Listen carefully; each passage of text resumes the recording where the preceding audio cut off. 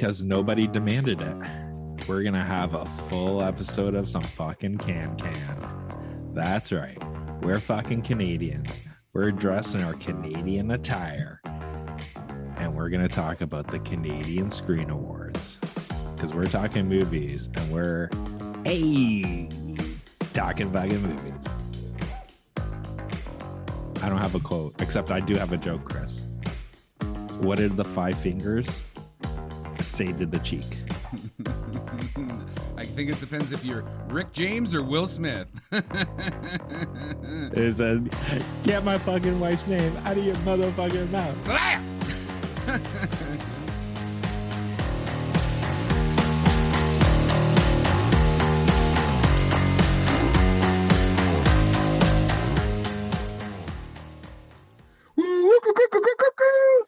Hey there, you hosers. I'm Chris, and I'm here with my co-host Scott. And obviously, by the way I'm talking and the way I'm dressed, we're here to talk about the Canadian Screen Awards. And I can see the perplexed look on Scott's face because he's an immigrant and he doesn't understand. I was fucking born in Canada. I'm an immigrant. Fuck you.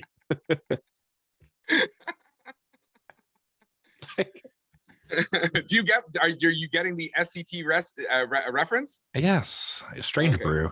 Come up. The letters? Yeah. Oh, There they are. okay.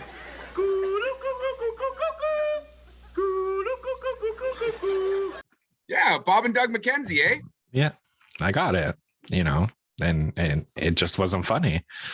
Right? You should have gone with something recent. You should have done some like Letterkenny, right? But no.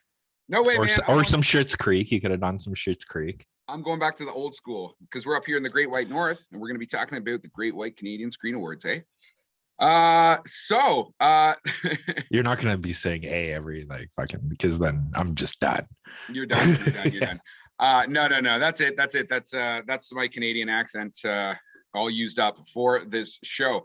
So yeah, as Scott said, we're gonna have a lot of can, as he said. We don't have to dig for it because everything's fucking Canadian on this episode. So I hope you like it. It's a bit of a we'll talk about this. Do you want to talk about how difficult it was to see some of these movies, Scott?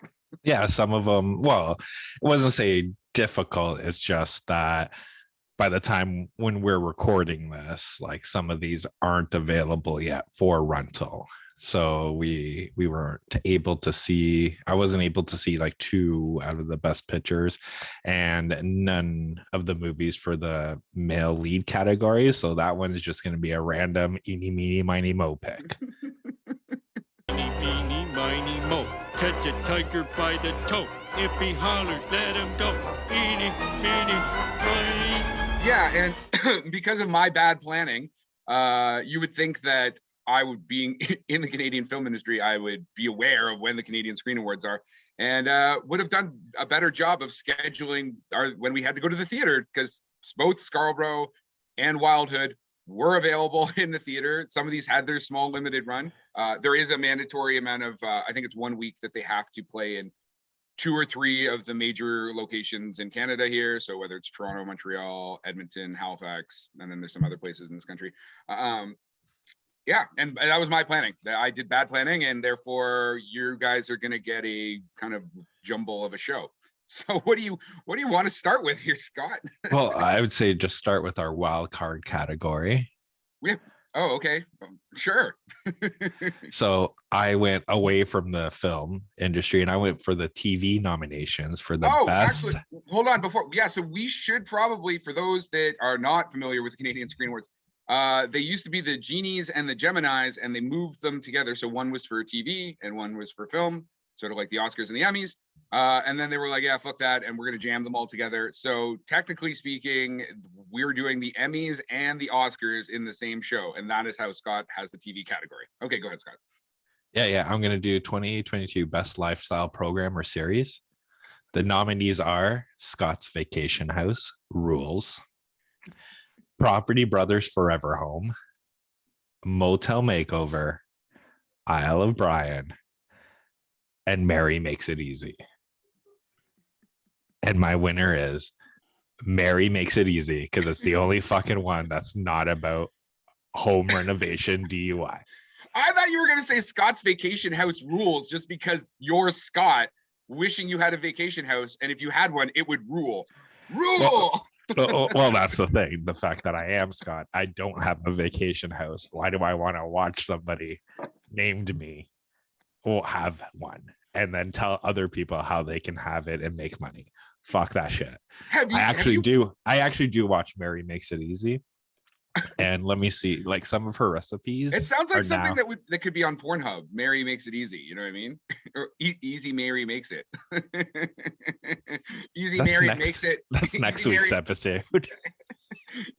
Mary Makes It with whatever. But yeah, if you haven't watched it, it's on Crave. I definitely recommend it because it is like some of her techniques, especially on how to rehydrate pizza after being a day old. Beautiful. That's actually a super important skill set. Actually, I would think. You know what I mean? Yeah. Same with rehydrating pasta after a day. Like if you think about what you have to do it based on her recipe, it's amazing. Super simple. I say watch it. And that's because I couldn't watch half of the movies on here. So I went with TV. And go ahead with yours. Yeah, man. Or do you want to pick who you think's gonna win this nomination? I'm gonna throw down Scott's fucking Super Vacation House. I know none of those shows. I think it'd be awesome if you want to know another award this year, Scott. Yeah, but it's not me, so sure. So, I mean, I'm going to go with best casting just because I at least have seen some of these films. So the nominees are Stephanie Goren for Wildhood, which I didn't get to see. Renee Haynes for Night Raiders. Heidi Levitt for All My Punny Sorrows. Jenny Lewis and Sarah Kay for The Retreat. And Sasha Kanahi and Richard Williams for Scarborough. So I saw Night Raiders. I thought the casting was okay. I've got a lot to talk about Night Raiders. I have a feeling it's going to be the thing that like gets me banned from the industry after I chop into this film. From the trailer that I saw about Scarborough and all its nominations, I'm actually going to give it to Scarborough because you have to cast a bunch of children plus their parents and stuff like that. Looks like it was probably super complicated. People seem to be loving it, and I'm just going to jump on the Scarborough bandwagon. Because I mean, why else would you go to Scarborough, right? Sure. I'm gonna go with the oh my god, I'm having a brain fart, but All Punny Horses. Okay. I think that one's gonna win. It's All My Punny Sorrows, but yeah. Punny Horses would be also hilarious. But I think I did like the interactions and the chemistry of that cast. So I'm gonna go with that one. Because I didn't watch Scarborough. One of the most nominated films at the fucking awards, and I'm like, yeah, I didn't see that. I don't. He's just like, I don't know why we're doing this. I don't. But all right. So do you want to go into? Well, let's do the other category that's super important that we have not seen any movies from, and we can continue to play this game, and it'll get more serious as we go. So we're gonna go lead actor. Yeah, let's go with lead actor. Okay. So the nominee, and because we didn't say this at the beginning, I want to apologize now for how I'm gonna pronounce almost everybody's fucking name. But that's what we do on this show. It's called How'd You Like That Movie and How Can We Fuck Up Your Name? So yeah, it's par for the course. So the nominees are Riangelo Baltaz for Islands, Thomas Anthony Elijah for Learn to Swim, Liam Diaz, Scarborough, Palvi Samarekik for The White Fortress. And is it The White Fortress Tabja, or is it just The White Fortress and Tabja is like the French? I have no idea. Tabja also Tabja might be just like you said, the other title for it, right? Mm-hmm. And then Philip Lewitsky for Wildhood. And my winner, after a very intense eeny, meeny, miny, mo, catch a tiger by the toe, is going to be Liam Diaz for Scarborough. Woo, congratulations, Liam, to randomly be picked in our Best Actor category for the Canadian Screen Awards. Again, going off the fabulous work I saw you do in the trailer for Wildhood, I'm going to give it to Philip Lewitsky. Again, yes, I watched all 15 seconds of the trailer, 20 seconds of the trailer. I thought you did an amazing job. The reality is I probably couldn't pick out which one of you in the lead roles there is you. So that is how much You literally go on the fucking website, you see the picture of them, and then you're like, okay, that's the it's not like there's prosthetics involved. So we've got Wildhood and we've got Scarborough for Best Actor. So congratulations, you guys. It's probably a guarantee because we use such a scientific method over here.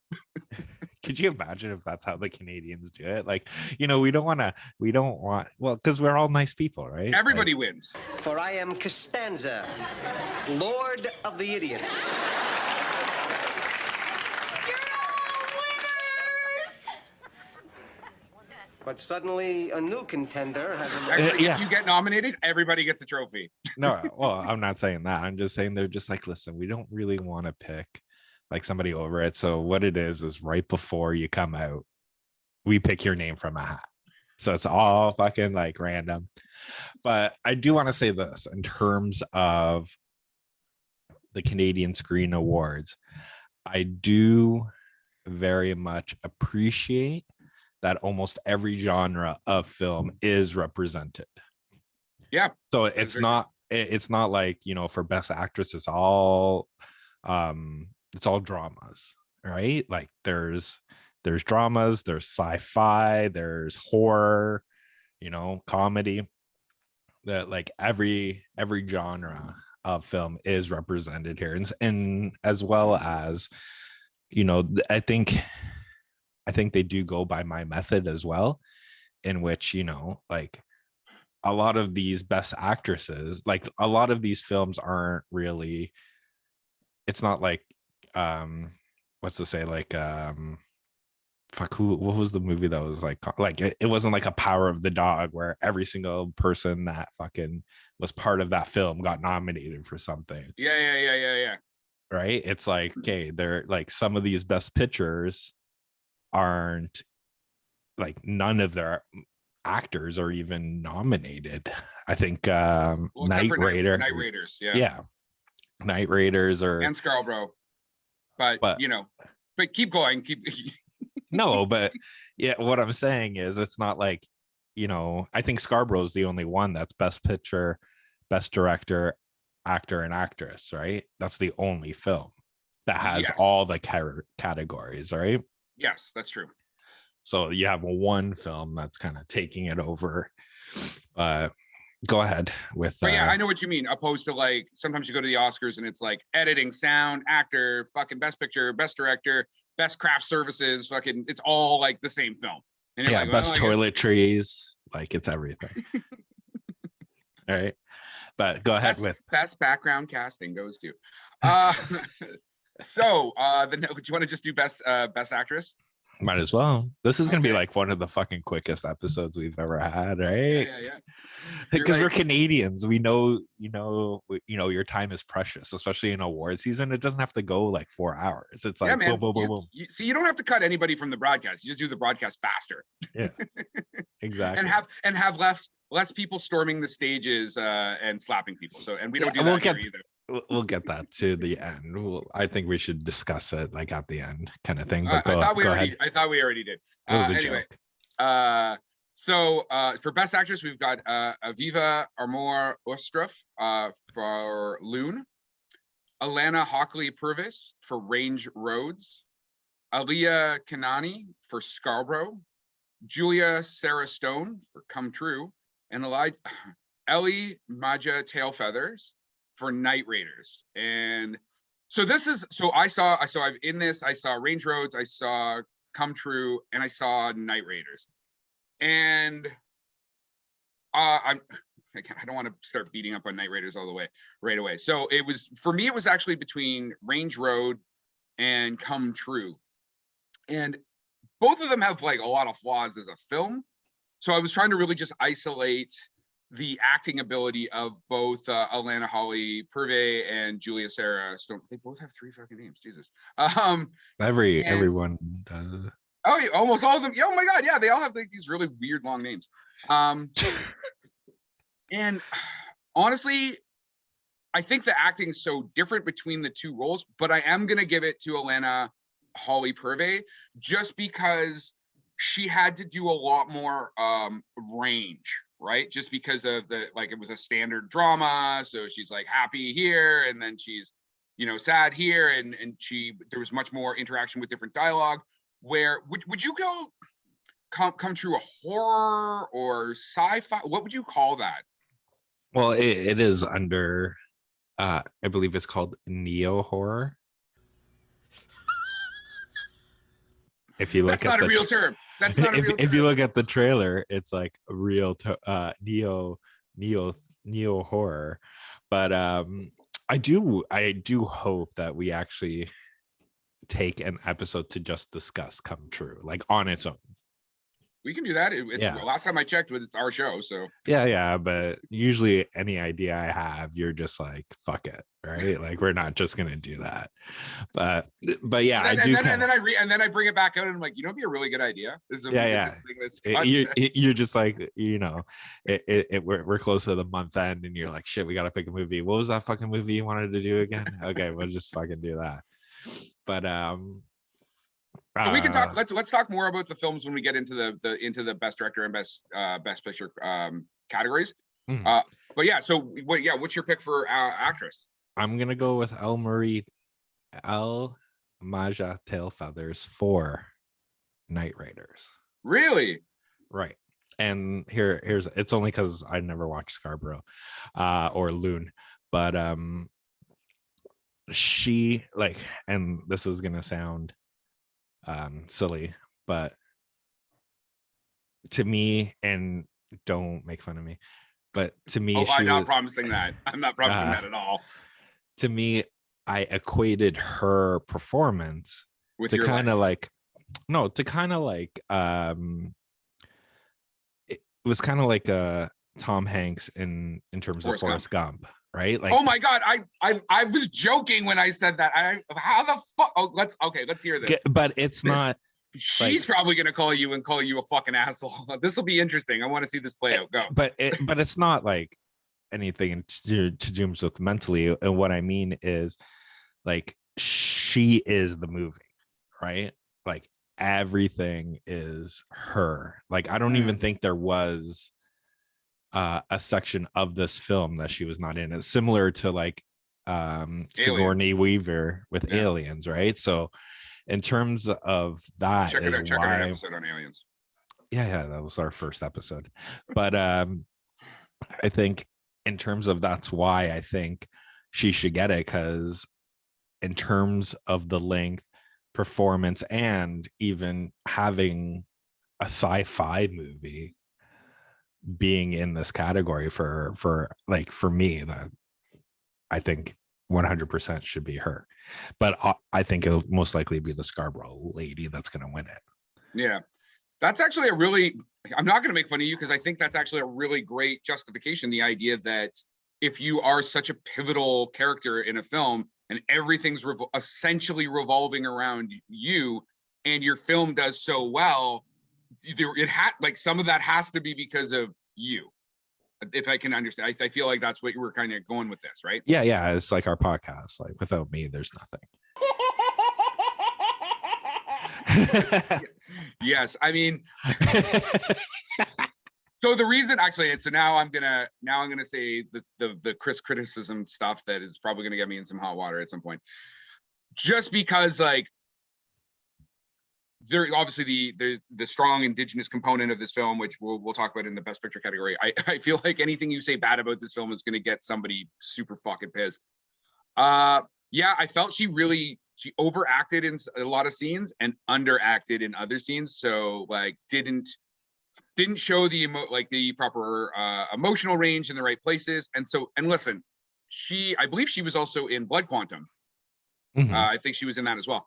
She was great in that. So it may be for poor direction that the director did not direct her properly to get, you know, into the right spot, or she just fucked up because the movie was revolving around her and just, you know, wasn't able to deliver strong performances in every scene.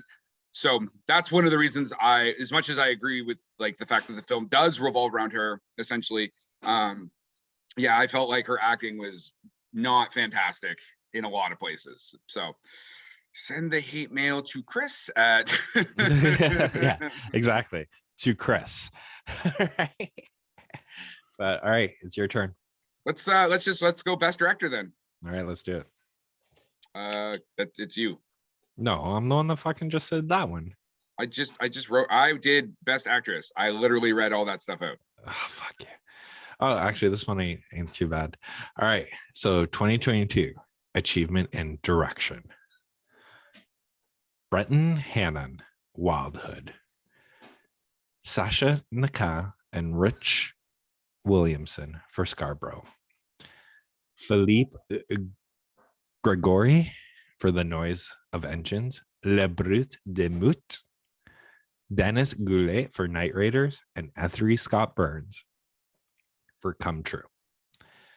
Now, to pivot, I only have two choices here because I only saw Come True and Night Raiders. Mm-hmm. So I am gonna go with, and you know how much I like horror, and my favorite film last year was Candyman. But I think it's gonna be Scarborough. Do you think Scarborough's just gonna they're just gonna give them all the awards? It's like this year's. I was gonna say Titanic because let's go with Titanic because it's fucking Canadian director. Yeah, it's just like let's do that. All right, I do think it's. I don't think it's gonna win all the awards, but I do think in terms of like from what I saw in terms of direction, the one I'm super surprised with was the person who directed Drunken Birds. Yeah. Like for having the non-linear, like I'm surprised he like if he was nominated, I would have picked him in terms of direction. Yeah, I'm surprised both Drunken Birds and Night of the Kings is not on best, like how that didn't get into the best director category. Like I don't know, maybe they're only allowed 5. Like I don't know all the like nuanced rules with the Canadian Academy. Yeah, but like, even if you're only allowed 5, right? Like Come True's not nominated for best picture, and neither is this Noise of Engines. Yeah, but somehow they had the best director. It's weird. It's weird when a best picture doesn't get best director. I can see when films get best director and not best picture, but usually your best picture, like the fucking director is like such a major point, like part of your best picture nomination. You know what I mean? So you're going with. I'm gonna go with Scarborough on this one, because I do think it's gonna be like that. You know, the indie film that kind of takes it all, right? But for me, the reason why I'm not gonna do Night Raiders is I do think in terms of direction, there was some things that seemed rushed and some things that should have been faster, give or take. Yeah. And Come True I did enjoy, but I don't think it's gonna take it right in terms of direction. So that's why I'm gonna go with a movie I have not seen at all. Okay.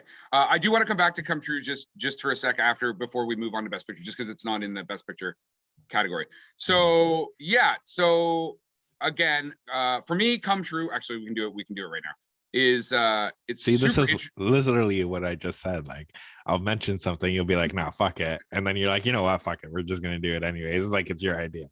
That's why it seems like I always have the greatest ideas, because I actually have 2 brains working for me here. Actually 3 if you include our producer. I just steal all the brain power here. So Come True I thought was it was a very interesting concept, really cool. I was surprised they didn't get nominated for editing or cinematography. I was like, really? Because it had some really cool cinematography and definitely like deliberate editing, right? Where you see things jump around and like opposed to like say seamless editing. But I thought the direction was awful. I was like, this movie makes no fucking sense. It's fucking all over the place. Maybe go back into the editing room guys, and you lay that sucker out a bit, because it felt unnecessarily long at points too. I was like, okay, like I don't need to see this chick continue to walk. Like, I get it. We get it. Like, I get where you're trying to go with this, but you could just like jump cut this shit, right? Bang, bang, bang. Like, we don't have to see that fucking laid out. But not every movie needs a fucking montage every 3 seconds to speed it up for you. That's when you need to put yourself to the test and show us a passage of time. We're gonna need a montage. Sometimes you do need. I want to watch this movie in 15 minutes. Let's go. Be like, montage, jump scare, montage. You need a montage. Even Rocky had a montage. But Lawrencia of Arabia in 7 minutes. Yeah. Oh my God. But that's the thing, right? Especially in the horror genre, right? Like sometimes you need that long kind of unsettling scene, like the long drawn out scene, because make you think like, oh, here comes the jump scare now, here comes the, like, to put you kind of on your nerves, so that way when they do jump scare you, it works, right? Do you recommend this film to horror people? Like, would you recommend it to people? I think people should watch it, right? Okay. But like, it's up to you. Like, that's why I kind of want to. It's up to me, is it? Oh, no, okay. no. Like, if you want to watch it, but that's why I think we should have like a bigger conversation on it, kind of Sure. thing, personally, right? Because there's a lot of things that kind of remind me of like fucking Flatliners. Mm-hmm. Like, I thought I saw some nods to Nightmare on Elm Street, like when she's in the right, like it, like, to me, I think it is like kind of like a horror fans kind of love letter, but with a Canadian twist. There we go. Okay, yeah, we'll put that on the list of things to do to come true on the things, the list of things to do. I'm gonna go with you with Scarborough though. I think from watching the trailer and reading just like the comments on like online and stuff about it, I feel like it's gonna be the like massive movie of the Canadian Screen Awards. You know what I mean? I do know what you mean, but I also think as well, like don't knock out fucking Wildhood here. Well, I haven't seen. I've read more about Scarborough than Wildhood, so I can't make that choice with any type of like information. You know what I mean? No, I totally get what you're saying, because I think, if I'm not mistaken, Wildhood is 100% on Rotten Tomatoes. Wow, that's impressive. I don't think Scarborough is, but from So what all 3 people that have saw it really liked it. That's fantastic.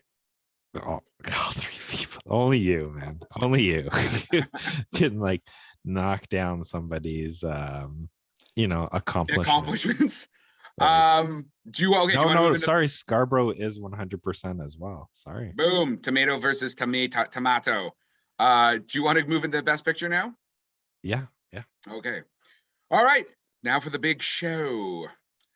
Best Picture nominations are Drunken Birds, Night of the Kings, or La Nuit de Rot. I guess I should have also Drunken Birds, Le Oiseau Ivre. Oh, the Ivory Birds. Oh, nice. No, that's not Ivory. Anyway, Night Raiders, Scarborough, Wildhood. So, okay. Haven't seen Wildhood, haven't seen Scarborough, as we've discussed through all these categories. I did not love Night Raiders, and I do want to talk about, like, I think that Night Raiders has a great concept. I love the use of Cree. I want to talk about that. Anybody who is going to go watch Night Raiders that hasn't watched it yet, this is going to sound like a fucking obvious thing, but the Cree, there's supposed to be subtitles with it. And one of the things I found is, because I watch a lot of movies with my subtitles on, when I was watching it on Amazon, the Cree would come up and I was like, oh, maybe they're just using Cree as kind of like a language that the audience isn't supposed to know. Like, that's not information. And then we got to the center where there's like that big, massive conversation around the bonfire. And I'm like, they're speaking Cree like the whole fucking time. And I'm like, I feel like the audience is probably supposed to know what they're saying right now. You have to turn, if you have subtitles turned on, you have to turn the subtitles off, because the closed captioning, for whatever reason, bumps out the fucking Cree subtitles. And so I had to like go back and watch the movie, and I'm like, oh, makes way more sense when you get the other half of the dialogue in this movie. So that's just I even tweeted it out because I thought it was super important that people don't watch this movie thinking half of it you aren't supposed to understand. So what you're saying is that's a you problem. I'm just making sure it doesn't end up being somebody else's problem, because it was a fucking weird problem, and it took me a bit to figure out what was going on. I just watched it on Crave with the English with the subtitles on, so when they did talk Cree, it just went to English. But I didn't have to like jerry rig anything or rewatch it. Just like no. It's because I have my subtitles turned on even for English movies, right? Just so that for hearing issues, right? So I had to turn those off. Anyway, I digress. So yeah, Night Raiders is a great concept. Like I said, I really like the use of like the residential school system as a like this, dystopian world. The idea, it's like, oh, they did it to our children, and then they started doing it to your children. Like, there's all this. I've said this before, like films that have great bones. It's got really great bones, and I'd actually like to see this. So CBC or fucking Netflix, we're gonna give you another freebie right here. Okay, you take this film, you give it a good script rewrite, and you turn it into a series. You give it the Handmaid's Tale treatment. So then we can start at a different point. We can flash back. We can see when the army invades, and you can jump around. That you got 2 seasons worth of fucking material right there. Just put my check, send it in the mail. Scott can get some of that money too. I'll share, I promise. But yeah, I thought it, like I said, I thought it was overacted. It had some really, it had script issues. It had direction issues. One of the things I can talk about specifically is that scene where they're in the bus and they're supposed to be trying to escape. And I don't want to give away like too much of the story, but that whole scene, that dynamics of that scene needed to happen much faster. Like, it felt like the action sequences and stuff were way too slow. Then there's also other stuff I'm just like, why is this happening? Like, we cut from one scene to now I'm sleeping and waking up in the middle of the field, and then she sees the horse, right? But it's like, how the fuck did she get there? Why is she sleeping in a field in the first place? You know what I mean? So yeah, so that's it. It was not my favorite in that respect. See, honestly, I thought about this as well, and I was like, this is the Langford method, in which they're like, you know what, we need to trim this down. Let's cut it out. Be like, boom, they're in the club. Okay, now she just wakes up. Obviously, people are gonna know that she got super drunk, right? Right, like, or she took the drug that they were talking about at the beginning when she walked into it, and she was like, no, I'm super tired. She'd be like, the audience will just go with it. We don't need to see it, right? Just take out those 5 minutes. Boom, she's gone. And then it's like, okay, because they did the same thing when it was like the fast forward method, right? Where, she's walking out after doing what she did, and then it's like she wakes up in like some apartment in a high rise, and it's all of a sudden like some months longer, right? Yeah. And then you're just like, and you're sort of like, whoa, wait, how the fuck did she get there? Yeah. Be like, how do you go like 11 years living off the land, and just now you're just like, fuck it, right? Like, I'm suburban.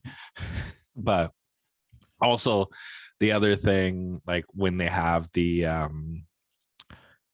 the drones, right? Like, oh, first the drones were used to win the war, now they're feeding people, but what they're feeding people, which to me was a nod to the colonizers coming and giving smallpox, blankets that had smallpox to the indigenous people and stuff like that. Like, that's what I felt by that they were doing that. No, I got it 100%, right? Like, that's the thing, like right from the beginning of this movie, when it starts and it's doing it's not the fucking title card, but like the like prologue this or whatever. Yeah, like this might trigger you because it literally like tells you right from the beginning, like this is a future representation of what happened back then, right?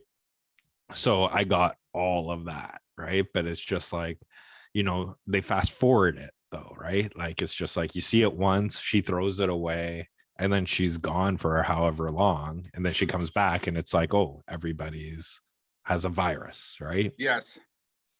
So like the whole time watching it, I'm like, these fucking people listen to Langford so much that like sometimes, the 90-minute mark, which this movie was around, it's like maybe you could do it a little bit longer to like help The story. yeah, help it out. I'm like, sometimes, because I'm like, this is 100% a representation of everything Chris bitches about, but it's how it goes wrong.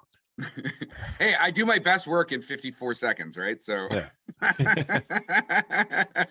so actually, so for me, it was a toss-up between Drunken Birds and Night of the Kings. Both have amazing cinematography, great acting and editing. But I think I'm gonna go with Drunken Birds, just because, although so both of them have some issues, in the sense that Drunken Birds definitely has some direction issues going on, but overall, I love the like moving from like you're in Mexico and then you're in Quebec and then you're in rural Quebec and then you're in Montreal. And I mean, there's some super surreal moments, like when the Formula One car pulls up and you're like, at first you think like, is she fucking tripping out or whatever? But then she's not. And like that whole scene was super cool. The acting was really powerful. Like I said, it was very close. Like Night of the Kings is also such a fantastic movie. I would recommend both of those films. But I'm going to give it to Drunken Birds. But I think Scarboroug's going to win. So. Okay, so all right, for me, I don't know why you would like Night of the Kings. What? Like, for me, I thought this movie was a fucking mess. I think it has identity issues. Like, what do you mean identity issues? What is this movie? Is this like fucking, a prison film, a power play? Is this, Can it not be both of those things? But was it? Because the movie, like, spoilers, is, hey, I'm going to tell a fucking 4 different stories. You're going to watch these 4 stories that have nothing to do with the fucking prison. Right? No, but he tells the stories to stay. I don't want to give away that plot point, but like, there's a reason he's telling the stories, and he's having to like make that shit up on the fly. Yes, yeah, to stay alive. I get it. But also in terms of like when they have the first story, which is like the goddess and whatever, the guy who like they're fighting. Yeah, and it's like the female and the male, and they can change. He can change shapes, and she can do that. They're doing like magic or whatever, right?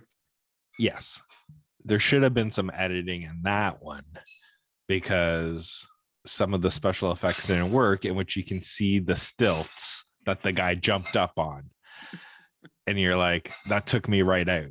And I'm like, oh, come on, man. I'm like, how is this film like best picture when you're like seeing the errors? I'm like, it's not even good errors, right? But same thing, I thought at the beginning, I found it a little bit intriguing. Like, I'm like, oh, this is like a hardcore Shawshank Redemption, right? Yeah. And I'm like, this one's gonna kick its ass.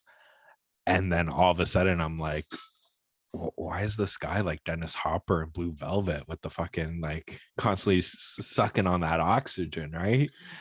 And then you have that one scene where it's like the prisoners that are, the female, like they're not really female but dressed as prisoner females, and then they put the hood on her.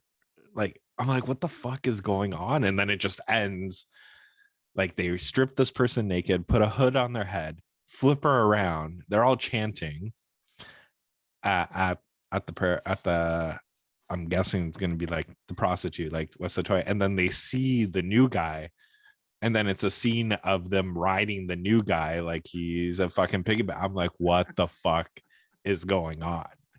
Right? I'm like, this shit has lost me. So I'm gonna go with Drunken Birds, because for Drunken Birds, I did enjoy the cinematography. I enjoyed the non-narrative. Non-linear narrative. Yes. Well, I think you can say non-narrative too, because in reality, there isn't really much of a story here. But I mean, yeah, I guess so. I like it. Like in terms of what I'm saying is it like to me it was more what we're discussing in our Blue Velvet episode. It was more a David Lynch thing where you're just writing 7 scenes and you're putting those 7 scenes together and putting them together, right? That's why it is non-linear, right? Where you start at the end and then you finish at the beginning. Yeah. Although do we ever figure out like where it happened to the cartel guy? He was in jail. But I want that fucking house. If that is a cartel man. At the beginning, I'm like, is this the church from Face Off? I'm like, are doves gonna come out of here? And then all of a sudden having a fucking merry-go-round in a fucking house. Yeah. And then, but even that scene, you're just like, okay, these random guys came in there. And none of the people that worked for the cartel after he went to jail, like fucking cleaned up or anything. Yeah, they're like, we have a random tiger just fucking there.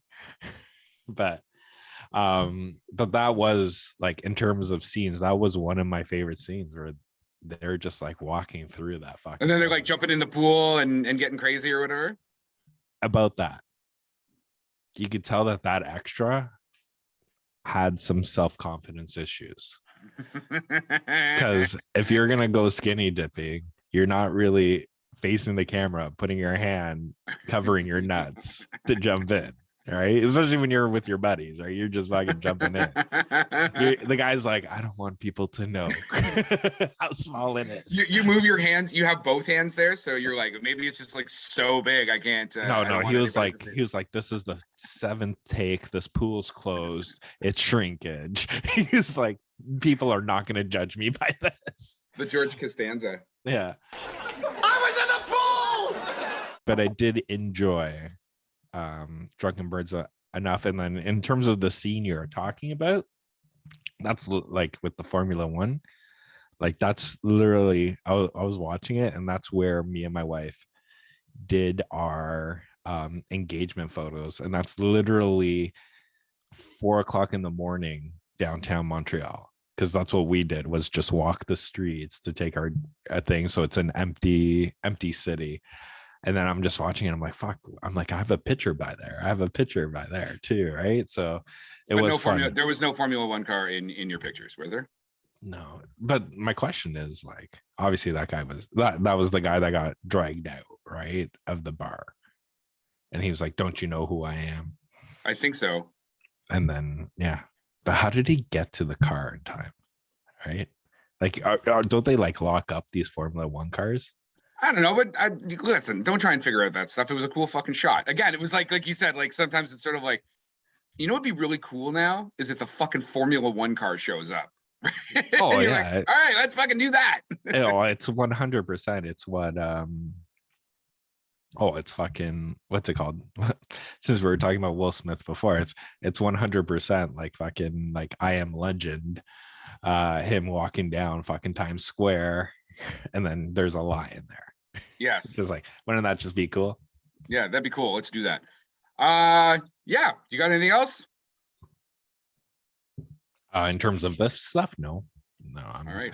I'm done with that. Now, do you want to discuss, since we did our Oscar episodes and we're always a week ahead, like, do you want to discuss what happened and your opinion on it? Yeah, let's give it a couple minutes and then we'll get out of here, because I think that thing's been beaten to fucking death more than Chris Rock. You know what I mean? So, so I want your take on the slap heard round the world. What did the 5 fingers say to the face? What? Slap. Okay, my take. Like, I think the person, like, out of all the opinions that came out and everything like that, I do think the person who had the best opinion on it was fucking Jim Carrey, in which he was like, why would they give him a standing ovation? after seeing that, right? Why would they all stand up and clap for him? That was the thing I never understood in terms of what happened, as well as how no person has really talked about like how Chris Rock is and it's funny because now when this comes out and you see like when he was the host, like how bad he was teasing fucking Jada and Will during that Oscars 6 or 7 years ago. Like everything he said there was 100% fucking worse than what was said at this one. But the thing I don't understand, not now, like everything's out, repercussions are out, so he's now rescinded. He's quit the Academy, right? Yeah, but what does that mean per se? That's the thing I don't understand. Quitting the Academy, what does that mean? So it means no he doesn't get to vote actor? on shit. No, he's still part of SAG, right? That's the union. He quit the Academy. It means that he doesn't get to like vote on fucking movies anymore. that's what that means. Yeah, but it's even the things that I'm hearing. It's like Netflix put the pause on a movie he was in now, right? Okay, but remember that's consequences of his actions, but that's not because he quit the Academy. Like these are just the fallout that's now going to come. I think it was an IndieWire article I read about this where they just said like his fucking career, it's not over, but it'll never be what it was, and it will never go the direction it maybe could have. Like he fucked himself. Like yeah, well that was my question. Like now that he's not a great actor anyway, so fucking I don't see it as a big fucking loss to the entertainment industry, that's for sure. But yeah, my question is in terms of quitting the Academy is the repercussions now that these production companies and everything like that are kind of like putting pause on working with him. Is it because now that he's not a part of it that like these films couldn't get nominated? No. It's none of that stuff. Him being in you don't have to be in the Academy to get into the Academy. Usually you have to win an Oscar and then they invite you into the Academy. Him being in a film does not keep it from being nominated for anything. But it's just people wanting to distance themselves. And I was actually talking about this with some people over the weekend. Like, you have to remember, like, the Academy is made up of basically all the elite people. By elite, I mean like the supposedly the best actors and directors and producers and hair and makeup and like so all these people. The Academy Awards is like their award show, and you just took a big shit all over it. And so from all the way down the line, like, yeah, there's going to be some people that defend him, but there's also going to be a lot of people that are like, you just shit on our fucking industry in public, and that's not cool. You know what I mean? And again, like, there are going to be consequences for these actions. And I think, I'm sure that when he got home, he was like, fuck, I worked so hard. The night that was supposed to be like the cherry on top is now shit. Like, Chris Rock's fucking, going on tour and his fucking sales are through the roof. And Will Smith is getting like fucking dropped from projects. You know what I mean? Mm-hmm. And usually, you win an Oscar, maybe that leads into another nomination. You start getting maybe a Meryl Streep thing going. He will not anytime soon, and probably ever, will he get the roles that can get you to an Oscar. That's the thing, right? People need to give you the right role in the right movie that's got the right Oscar push, all of the stuff that had to go along for him to get that award that night. And he fucking just blew it up. Right. And this is my actual take on this is very, very simple. You don't get to fucking go on stage and fucking physically assault someone ever, period, done. Like, no, there's no fucking justification for that. You know what would have been really awesome is if Will Smith at first, he took it, then he wins his award and he goes up, he does the first stuff, God, the Academy, my wife, my family. And remember, he's still like he's a hip hop artist. He can fucking write shit. He's a smart guy. Imagine he just did the best fucking roast or put Chris Rock in his place from that podium with words. That would have been something powerful to see. And that would have been something worthy of a standing ovation. But fucking walking, like jumping on the stage and fucking, it's like, so can you do that to any comedian?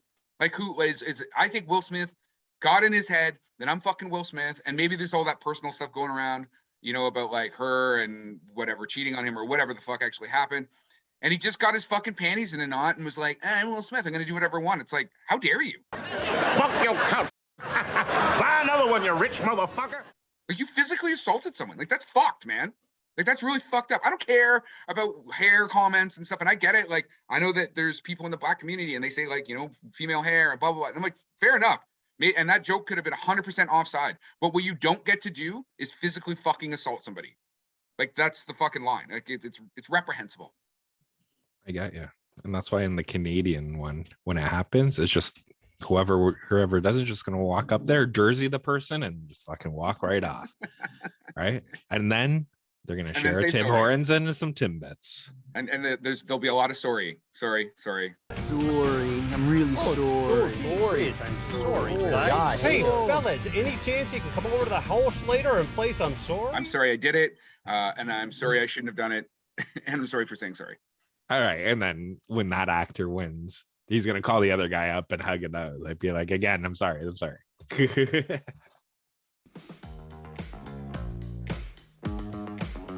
And that is our wrap for the day. Please like and subscribe to this podcast. Tell your friends. If you want to get a hold of us, reach us at the www.howdyoulikethatmovie.com.